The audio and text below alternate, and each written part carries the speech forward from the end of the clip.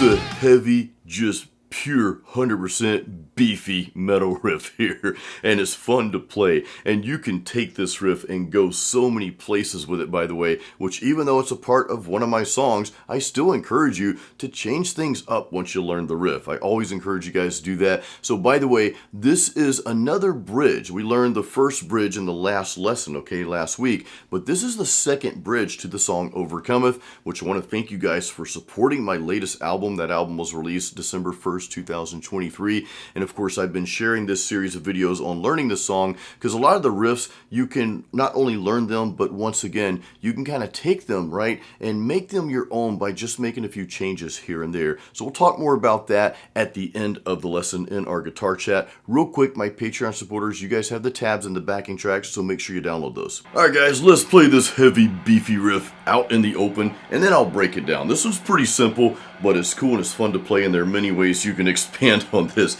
which we'll cover in this lesson as well.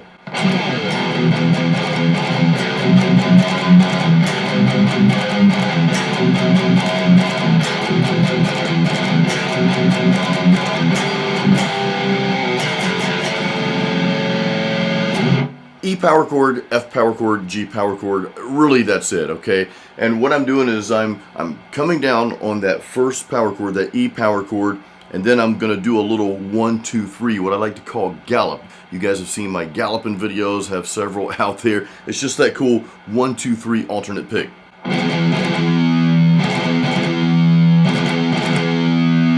Pretty simple, guys. It's only based on 3 power chords, E, F, and G. That is it, okay? So let's start out with the E power chord. The culprit of this, okay, the foundation, and I think what makes this riff sound really cool is the picking strategy we're using, okay? We come down with a downstroke, right? We started out, but then we go to that 1, 2, 3, that really snippy, snappy picking technique, what I like to call galloping. It's just an alternate pick, 1, 2, 3, very quick. Check this out.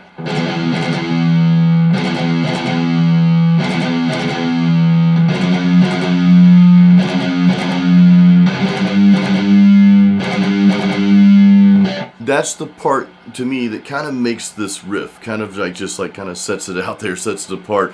And what I was trying to do here, what my goal of the song was to kind of just put something that just sounded really heavy and really killer in the middle there. This is like the second bridge of the song, and we've got some like death metal style vocals over this. More on the songwriting aspect later, okay? We'll talk about that in the guitar chat. Anyway, back to the lesson. So we're playing the E power chord, okay? Okay, so we're going 1, 2, 3, 4, then jig jig jig jig. That's where we come in with that, what I call gallops, okay? Little gallops there, so.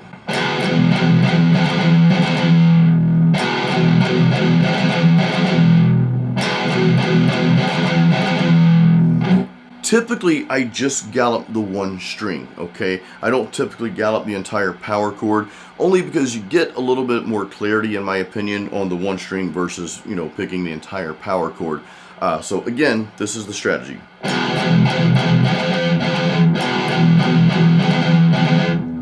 So next chord is an F power chord, but it's actually what I like to call a variation of a power chord, meaning we're not playing the typical F.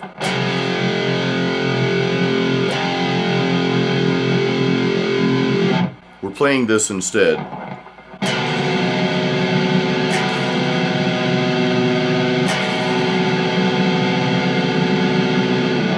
And those are frets 1 and 2 on those first 2 strings there. So same strategy, okay?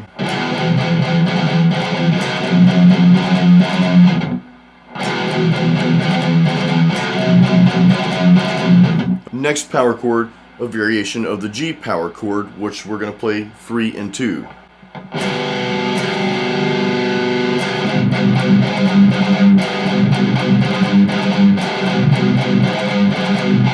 Then I'm going to go back to the F power chord. So let's just play those 3 chords together, okay? Let's just go through that. I'll put the tabs up there so you can see them.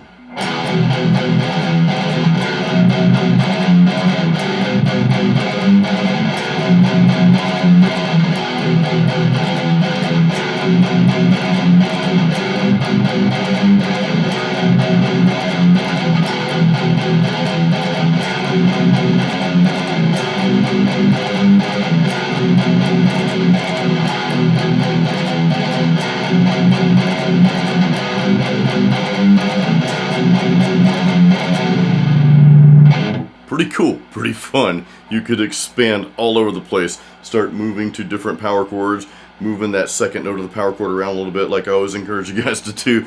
Anyway, let's finish the lesson, okay? There's one more part. At the very end, I do this, at the very tail end of it, okay? Or actually, I think it's like the second time around as we finish this.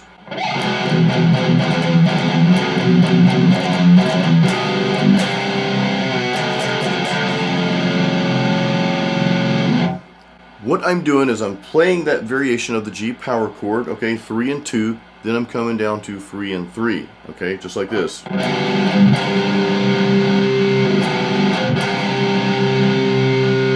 Next, we're going back to the same variation of the F power chord that we played, 1 and 2, frets 1 and 2 there, but I'm doing a little riff as I'm keeping that first note constant, right, that F note there, the first fret of the E string, keeping that constant as I play the little riff, like a little melody here. So what we're doing is on the second string, the A string, is we're going 2, 3, 2, 0, like this.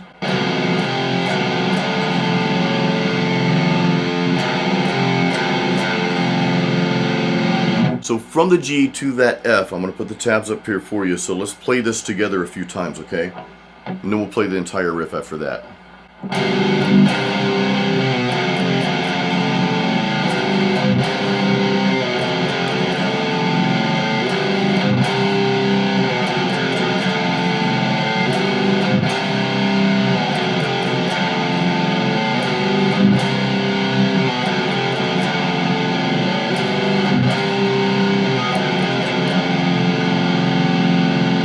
Let's go through the entire riff together. Here we go.